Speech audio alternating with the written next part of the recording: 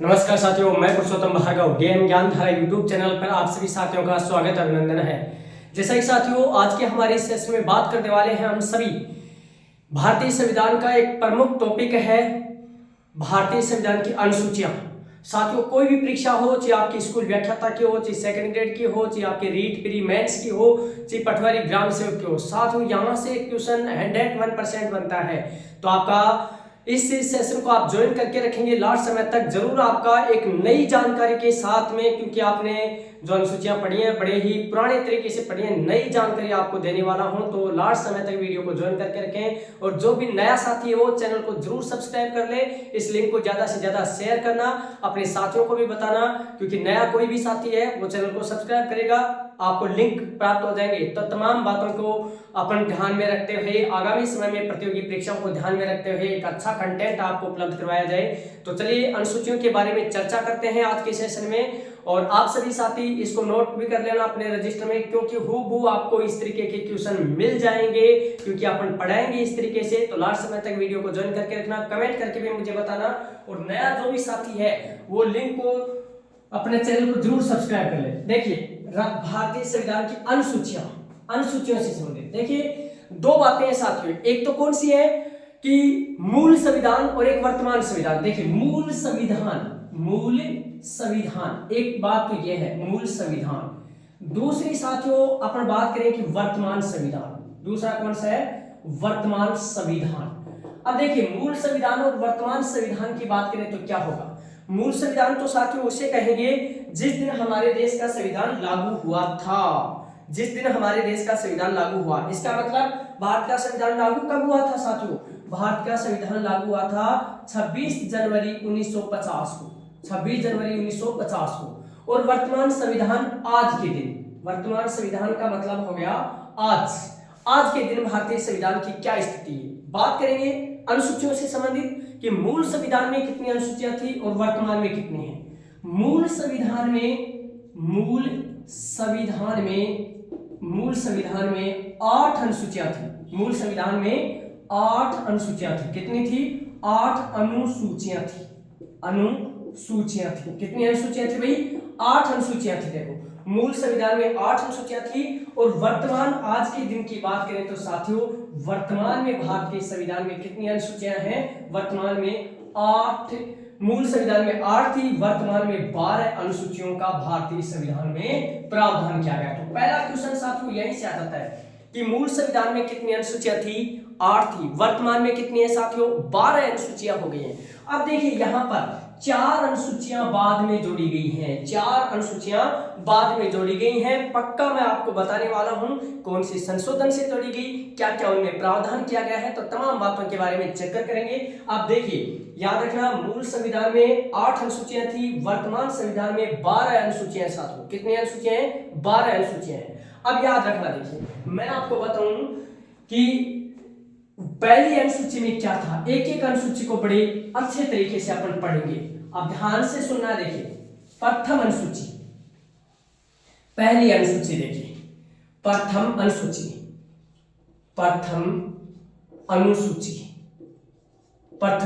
देखिए, प्रथम अनुसूची में किसका प्रावधान किया गया है। देखिए, बड़ा सिंपल तरीके से, मैं शॉर्ट तरीके से आपको एकदम से याद करवा दूंगा, लेकिन कॉन्सेप्ट अभी वर्तमान जो परीक्षाओं का पैटर्न बदला है उस आधार पे मैं इसको बताने वाला हूं।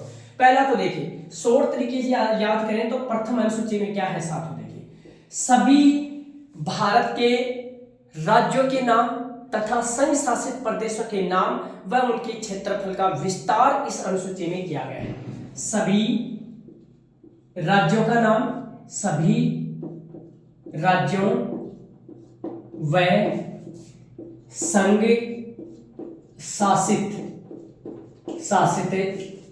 प्रदेशों के नाम व उनका क्षेत्रफल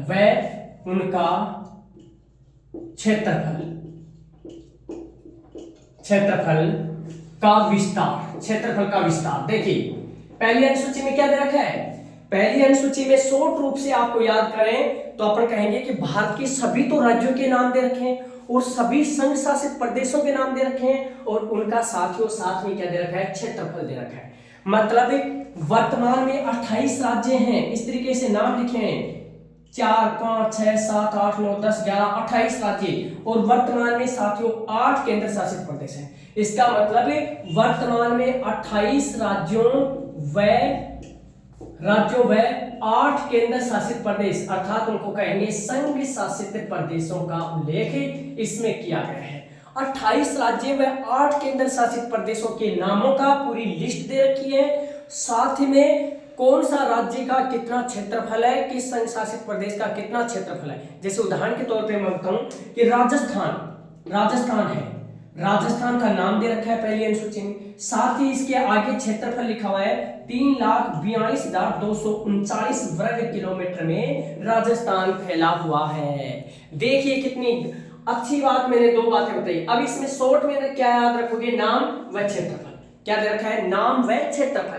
सबसे पहले व्यक्ति का क्या पूछा जाता है, नाम। पहले क्या पूछा जाता है, नाम। तो प्रथम अनुसूची में नाम व क्षेत्रफल किसका है भाइयों, इसमें है सभी राज्यों का, सभी संघ शासित प्रदेशों का उनका क्षेत्रफल। इतनी बात समझ में आ गई। अब देखिए साथियों, जो मैं बता रहा था कि नई बातें, इतनी बात आप पढ़ के रखते हो, नई बात इसमें क्या याद करनी है। देखिए हमारे यहाँ 5 अगस्त 2019 को, 5 अगस्त 2019 को देखिए जम्मू कश्मीर पुनर्गठन अधिनियम, कौन सा अधिनियम भाई, पुनर्गठन अधिनियम, जम्मू कश्मीर पुनर्गठन अधिनियम। इसके तहत जम्मू का राज्य का दर्जा समाप्त कर दिया गया, राज्य का दर्जा क्या किया गया, समाप्त कर दिया गया। जम्मू कश्मीर देखिए इससे पहले क्या था, अपने आप में भारत का एक राज्य था, परंतु जम्मू कश्मीर पुनर्गठन अधिनियम 2019 के तहत राज्य का दर्जा उसका समाप्त कर दिया गया और जम्मू कश्मीर से 2 केंद्र शासित प्रदेश बना दिए गए। एक तो कौन सा, जम्मू एंड कश्मीर, एक तो ये, और दूसरा इसी से अलग करके कौन सा बनाया गया, लद्दाख। दूसरा कौन सा बना दिया गया, लद्दाख बना दिया गया। अब सुनिए, देखो आपसे प्रश्न पूछा जाए कि 2018 में कितने इसमें राज्य थे, कितने केंद्र शासित प्रदेश थे। तो 2018 की बात करें तो 29 राज्य, क्योंकि जम्मू कश्मीर अपने आप में राज्य था। केंद्र शासित प्रदेश उस समय 7 थे, तो 29 राज्य और 7 केंद्र शासित प्रदेश थे। आपको पूछा जाए कि 2019 में जम्मू कश्मीर के राज्य का दर्जा समाप्त करने के बाद में इसमें कितने राज्य बचे, तो 28 राज्य, क्योंकि जम्मू कश्मीर कम हो गया, और केंद्र शासित प्रदेश जो 7 थे तो 2 और बढ़ गए, जम्मू कश्मीर व लद्दाख। तो इसका मतलब 7 और 2 9 हो गए। अब गुरुजी आपने तो 8 लिखा है, बिल्कुल 8 लिखा है। क्यों लिखा है, क्योंकि 2020 में दादर नागर हवेली व दमन दीव, ये 2 अपने आप में क्या थे, पहले अलग अलग केंद्र शासित प्रदेश थे। दादर नागर हवेली अलग था, दमन दीव अलग था। इन दोनों को 2020 में क्या कर दिया, एक कर दिया गया, संयुक्त दोनों को मिला दिया गया। तो 7 से 8 और 9 हुए, और फिर दोनों को अलग एक करने पर फिर क्या हो गई, 8। इसका मतलब वर्तमान में पहली अनुसूची में 28 राज्य और 8 केंद्र शासित प्रदेशों का उल्लेख किया गया। अब सबसे महत्वपूर्ण बात मैं बताने वाला, जब किसी राज्य के नाम में परिवर्तन हो, सुना देखो पहली अनुसूची के बारे में, जब किसी राज्य के नाम में परिवर्तन हो, जब किसी राज्य का क्षेत्रफल परिवर्तित किया जाता हो, जब कोई नया राज्य बनाया जाता हो, जब कोई नया राज्य, किसी राज्य को समाप्त किया जाता हो, जब किसी केंद्र शासित प्रदेश को बनाया जाता हो, जब किसी केंद्र शासित प्रदेश को समाप्त किया जाता हो, तो पहली अनुसूची में संशोधन करना पड़ेगा।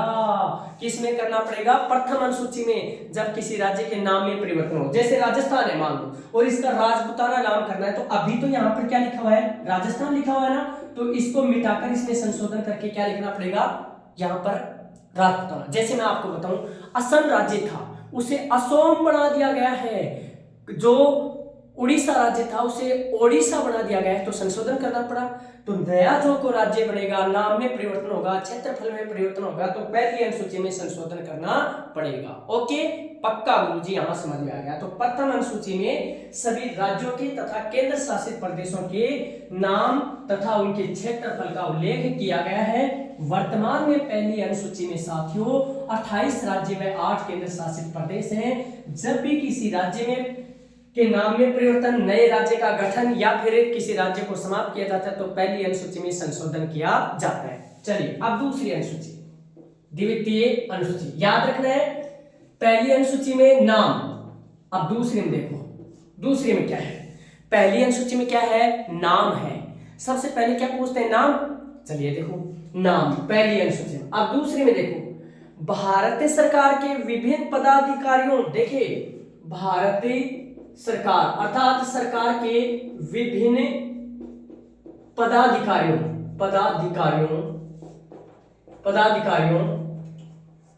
के वेतन भत्ते व पेंशन का उल्लेख, वेतन भत्ते पेंशन का उल्लेख कौन सी अनुसूची में, दूसरी अनुसूची में। देखिए नाम याद रखना है, वेतन भत्ते पेंशन। पहले पूछा नाम फिर दे दिए पैसे, पहले पूछा नाम फिर दे दिए पैसे, मतलब वेतन दे दिया है ना, वेतन। तो देखिए भारत सरकार के विभिन्न पदाधिकारी के वेतन भत्ते पेंशन का उल्लेख किसमें किया गया है, अनुसूची द्वितीय में किया गया है। जैसे भारत के राष्ट्रपति को देखिए, अब मैं आपको कहूं भारत के राष्ट्रपति के लिए वेतन शब्द का प्रयोग नहीं किया गया। कौन से शब्द का प्रयोग किया गया है, परिलब्धि शब्द का, परिलब्धि। राष्ट्रपति को प्रति माह की क्या मिलती है, प्रति माह की परिलब्धि मिलती है। कितना मिलता है, 5 लाख रुपये प्रति माह की परिलब्धि मिलती है। वेतन शब्द का प्रयोग नहीं है। उपराष्ट्रपति के लिए भी, उपराष्ट्रपति का तो देखो वेतन ही नहीं होता है। उपराष्ट्रपति पद का कोई वेतन नहीं होता है, कोई वेतन नहीं होता है, नहीं होता है। उपराष्ट्रपति को वेतन देखिए फिर मिलता तो है, उपराष्ट्रपति को वेतन राज्यसभा के सभापति के रूप में वेतन दिया जाता है। किसके रूप में, सभापति के रूप में 4 लाख रुपए, कितने लाख रुपए, 4 लाख रुपये प्रति माह का वेतन दिया जाता है। याद रखना कि राज्यसभा के सभापति के रूप में उपराष्ट्रपति को वेतन मिलता है, बाकी उपराष्ट्रपति पद का कोई वेतन नहीं होता है। दूसरा मैं आपको बताऊं, लोकसभा का अध्यक्ष स्पीकर, उसको वेतन कितना मिलता है। देखिए उसके लिए क्या प्रावधान किया गया है, जितना वेतन राज्यसभा के सभापति को मिलता है उतना ही वेतन लोकसभा के अध्यक्ष को दिया जाता है। अर्थात राज्यसभा के सभापति को वेतन कितना, 4 लाख, तो 4 लाख रुपए लोकसभा के अध्यक्ष को। लेकिन ऐसा नहीं लिखा हुआ है कि लोकसभा अध्यक्ष को 4 लाख रुपए वेतन दिया जाएगा। क्या लिखा है, उसके लिए लिखा है कि लोकसभा अध्यक्ष को राज्यसभा के सभापति के समकक्ष ही वेतन दिया जाएगा। तो दूसरी अनुसूची में क्या है, वेतन भत्ते और पेंशन का उल्लेख। पहले में नाम व क्षेत्रफल, दूसरे में वेतन भत्ते पेंशन हो गया। चलिए अब तीसरी अनुसूची देखेंगे। आपको तीसरी अनुसूची के बारे में बिल्कुल बहुत शानदार तरीके से बता रहा हूं। देखो तृतीय अनुसूची देखिए साथियों, तृतीय अनुसूची, इसमें देखिए क्या है, इसमें देखिए इसमें विभिन्न पदाधिकारियों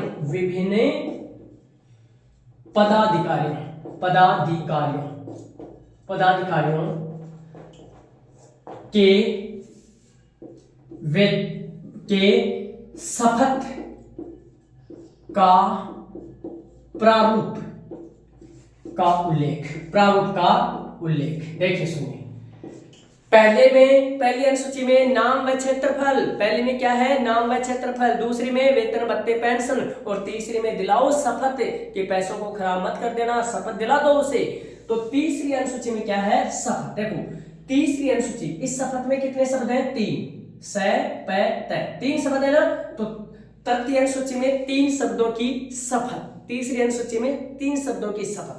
अब देखिए इसमें दे रखा है प्रारूप। जैसे हम प्रधानमंत्री पद की शपथ लेता है तो कहता है कि मैं प्रधानमंत्री पद की शपथ ले रहा हूं, भारतीय संविधान के अनुसार जो भी मुझे कार्य दिए जाएंगे उसे अक्षुण्ण रखूंगा। साथ में पद व गोपनीयता की शपथ लेता है। लेकिन साथियों यहां पर तीसरी अनुसूची में 3 पदाधिकारियों की शपथ नहीं है, 3 पदाधिकारियों की शपथ का उल्लेख नहीं है। पदाधिकारियों की शपथ का प्रावधान नहीं है। कौन सी? तीसरी अनुसूची में 3 की, देखो तीसरी अनुसूची में 3 शब्दों की शपथ का उल्लेख, तीसरी अनुसूची में इसका 3 पदाधिकारियों की शपथ का उल्लेख नहीं है। कौन कौन नहीं है? एक तो राष्ट्रपति की शपथ का उल्लेख तीसरी अनुसूची में नहीं किया गया। तो गुरुजी कहां किया गया है? अनुच्छेद 60 में। अनुच्छेद 60 के तहत ही तो राष्ट्रपति शपथ लेता है और अनुच्छेद 60 में ही उसके पद की शपथ का प्रारूप दे रखा है। किसका? राष्ट्रपति का। दूसरा देखिए उपराष्ट्रपति। किसका है? उपराष्ट्रपति। उपराष्ट्रपति के लिए भी अनुच्छेद कौन सा? अनुच्छेद 69, अनुच्छेद 69 के तहत उपराष्ट्रपति पद की शपथ लेता है। तीसरा कौन सा है साथियों? तीसरा है राज्यपाल। राज्यों के राज्यपाल ये लेता है अनुच्छेद 159। अनुच्छेद 159 में देखिए।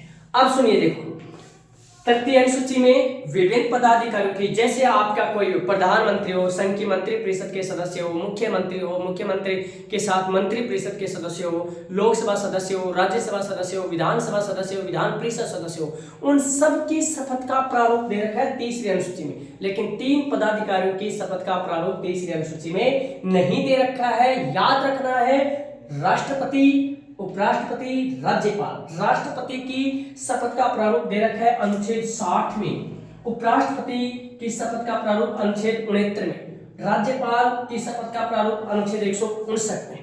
साथ में और मजेदार बात बता रहा हूं क्योंकि कहीं ना कहीं क्वेश्चन बनता है वहां से। कौन सा गुरुजी? देखिए लोकसभा अध्यक्ष और उपाध्यक्ष के पद की शपथ का कोई उल्लेख संविधान में नहीं किया गया है। लोकसभा अध्यक्ष के पद की शपथ नहीं होती है, लोकसभा उपाध्यक्ष के पद की शपथ नहीं होती है, विधानसभा के अध्यक्ष के पद की शपथ नहीं होती है, विधानसभा के उपाध्यक्ष के पद की शपथ नहीं होती है। तो याद रखना, देखो लोकसभा का अध्यक्ष व उपाध्यक्ष, साथ में विधानसभा का अध्यक्ष व उपाध्यक्ष की शपथ का प्रावधान संविधान में नहीं है। शपथ का प्रावधान संविधान में नहीं है। किसका प्रावधान नहीं है? न तो लोकसभा अध्यक्ष का। फिर ये केवल लोकसभा के सदस्य के रूप में शपथ लेते हैं, सदस्य के। ये बाकी लोकसभा स्पीकर पद की, उपाध्यक्ष की, विधानसभा अध्यक्ष की, उपाध्यक्ष की, इनकी शपथ का प्रावधान संविधान में नहीं है। ये सामान्य सदन के सदस्य के रूप में शपथ लेते हैं। तो तीसरी अनुसूची में क्या हो गया? शपथ का प्रावधान। पहली में क्या है? पहले में सभी राज्यों के नाम व क्षेत्रफल, दूसरे में विभिन्न पदाधिकारियों के वेतन, भत्ते और पेंशन का उल्लेख, तीसरी अनुसूची में विभिन्न पदाधिकारियों की शपथ का प्रारूप, जिसमें 3 पदाधिकारियों की शपथ का प्रारूप नहीं दे रखा है, राष्ट्रपति, उपराष्ट्रपति, राज्यपाल। साथ में लोकसभा अध्यक्ष, विधानसभा अध्यक्ष और इनके उपाध्यक्ष के शपथ का प्रारूप संविधान में दे नहीं रखा है, शपथ ही नहीं होती है उनकी। देखिए एक चतुर्थ अनुसूची, देखिए चतुर्थ अनुसूची। अब देखिए जो भी नया साथी देख रहा है ना, चैनल को जरूर सब्सक्राइब कर ले। और मैं ये बता रहा हूं कि इससे शानदार मैटर आपको मिल नहीं सकता है। इससे ज्यादा क्या मैटर मिलेगा देखिए इसमें, है ना? तो कमेंट करके जरूर मुझे बता देना। इस लिंक को ज्यादा से ज्यादा शेयर कर देना। देखो करते नहीं हो आप शेयर, और कमेंट भी करके बताया करो कि ये समझ में आ रहा है कि नहीं आ रहा। और जो भी टॉपिक आप पढ़ना चाहते हैं उस टॉपिक के लिए मुझे बता दो कि ये टॉपिक हमें पढ़ाना चाहिए। चलिए देखिए चतुर्थ अनुसूची, इसमें है राज्यसभा में राज्यों को सीटों का आवंटन। आवंटन। देखें इसमें क्या है, चौथी अनुसूची में, चतुर्थ अनुसूची में है जो हमारी संसद का जो सदन है राज्यसभा, उस राज्यसभा में किस राज्य से कितने कितने सदस्य चुनकर आएंगे, किस किस राज्य से कितने कितने सदस्य चुनकर आएंगे। तो राज्यों को सीटों का आवंटन किया गया है कि किस राज्य से कितने सदस्य आएंगे। जैसे मैं आपको बताऊं कि उत्तर प्रदेश से 31 सदस्य चुनकर आएंगे। तो कौन सी अनुसूची में लिखा है, चतुर्थ अनुसूची। मैं आपको बताऊं राजस्थान से 10 सदस्य चुनकर आएंगे राज्यसभा में। ओडिशा से कितने सदस्य, 10 सदस्य चुनकर आएंगे राज्यसभा में। ऐसे समस्त महाराष्ट्र से कितने आएंगे, तमिलनाडु से आएंगे, पश्चिम बंगाल बिहार से 16 आएंगे, कर्नाटक से 12 आएंगे। तो ये सब सूची, पूरी सूची, प्रत्येक राज्य से कितने कितने सदस्य चुन के आएंगे। जम्मू कश्मीर से 4 आएंगे, दिल्ली से 3 आएंगे, पुदुचेरी से आपके 1 आएगा।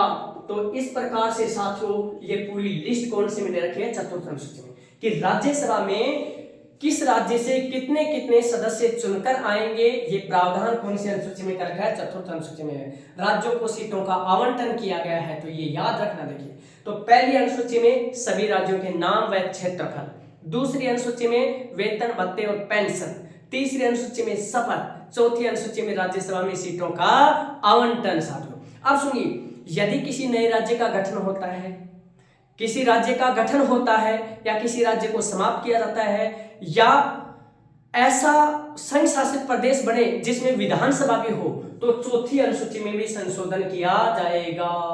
जैसे मान लो राजस्थान से कोई नया राज्य बना दिया जाए, मारवाड़ राज्य बना दिया जाए, तो अभी राजस्थान से कितने सदस्य चुने जाते हैं, 10।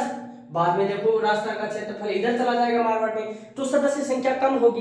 तो किसी नए राज्य का गठन किया जाता है या राज्य को समाप्त किया जाता है, तो चौथी अनुसूची में, चतुर्थ अनुसूची में भी संशोधन किया जाता है। मैंने पहली अनुसूची में बताया था कि किसी राज्य के नाम में परिवर्तन, क्षेत्रफल में परिवर्तन, किसी नए राज्य का गठन या राज्य को समाप्त करना, या संघ शासित प्रदेश में संशोधन करना हो, किसी प्रकार का क्षेत्रफल में, नाम में या गठन करना हो, समाप्त करना हो, तो पहली अनुसूची में संशोधन। यहां भी किसी नए राज्य का गठन होता है या समाप्त किया जाता है, तो चतुर्थ अनुसूची में संशोधन किया जाता है। यह सबसे महत्वपूर्ण जानकारी थी कि कौन सी सूची में संशोधन होते हैं। तो साथियों आज के सेशन में 4 अनुसूचियां मैंने आपको बता दी हैं, 8 अनुसूचियां और बची हैं, उनके बारे में अगले सेशन में बात करेंगे, चर्चा करेंगे। निश्चित रूप से चारों अनुसूचियां आपको अच्छे से याद हो गई हैं। पहले में नाम व क्षेत्रफल, दूसरे में वेतन भत्ते पेंशन, तीसरे में शपथ, चौथे में राज्यसभा में सीटों का आवंटन। पूरी जानकारी आपको लगी, डिटेल से मैंने पढ़ा दी है, आप सबको समझ में आया होगा। और लिंक को ज्यादा से ज्यादा शेयर करना, नया साथी हो चैनल को जरूर सब्सक्राइब करना। मिलते हैं अगले सेशन में, तब तक जय हिंद, वंदे मातरम, धन्यवाद।